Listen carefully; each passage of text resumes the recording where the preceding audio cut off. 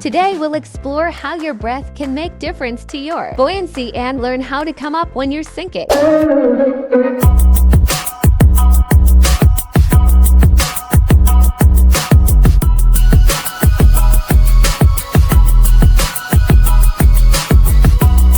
Husband at the side there taking video from the top as well. He didn't get his air quite settled that first time, so he had a little redo. Normal. This is good. Now we're going to see. We're going to come under. He's got a nice big breath. So he's somebody with a huge breath. He will float.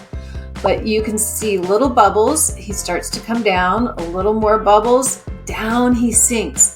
Also normal. This is why he's so calm about it, because he's in the practice of knowing this is a normal way that my body works. I don't have to be in a rush about this.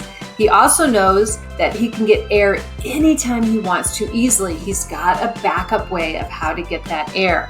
This is an essential tool when you're learning more advanced things.